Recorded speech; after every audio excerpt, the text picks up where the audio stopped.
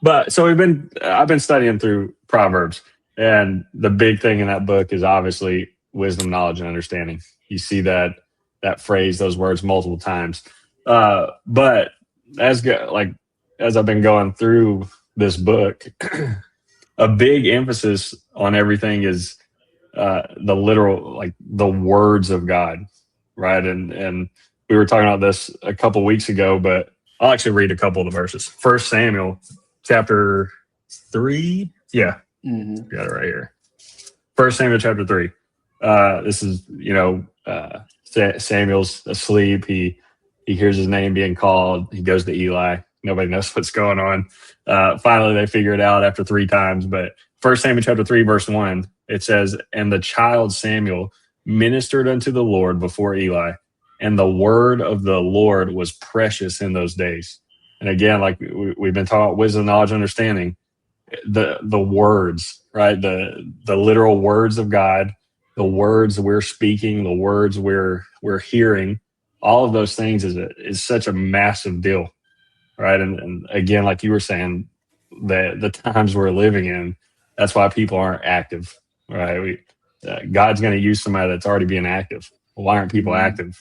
It's what they're not getting close to the honey, like you said. They're not putting the honey up to their lips, right? But so the word of the Lord was precious in those days. Well, then you jump down to verse 10, 1 Samuel 3. "And the Lord came and stood and called us, as at other times, Samuel, Samuel. Then Samuel answered, Speak." So again, we're going back to those words. But this is the response we should all have. And this is a response you don't see in Laodicea. He says, "Speak, for thy servant heareth." Right. So again, he wants to hear those words, and he's ready to serve. Samuel's ready to do whatever words that he hears. Right. And then you get down to verse 19 of 1 Samuel 3. "And Samuel grew, and the Lord was with him." And then this last key phrase, "and did let none of his words fall to the ground."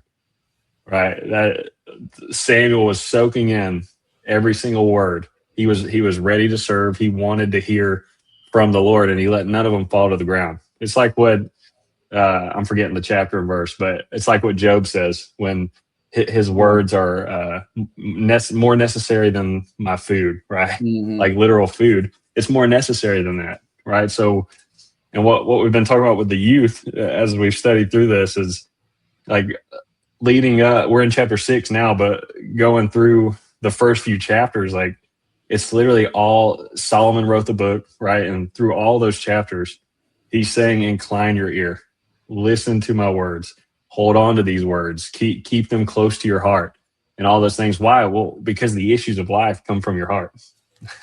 He actually says that in Proverbs chapter 4. I'm forgetting the verse, but out of the heart cometh the issues of life. And then you get to Matthew, or one of the verses connected with that, Matthew 15:18. I was looking at this the other day, but it says, "But those things which proceed out of the mouth come forth from the heart, and they defile the man." Right. So if we're not, like we just saw with Samuel, ready, holding on to those words, asking him, "Hey, what do you want me to do? I'm ready to serve. I'm going to get in this book and actually study this thing, not wait for the notification to pop up on my phone. I'm going to get in this thing and get some wisdom, knowledge, and understanding."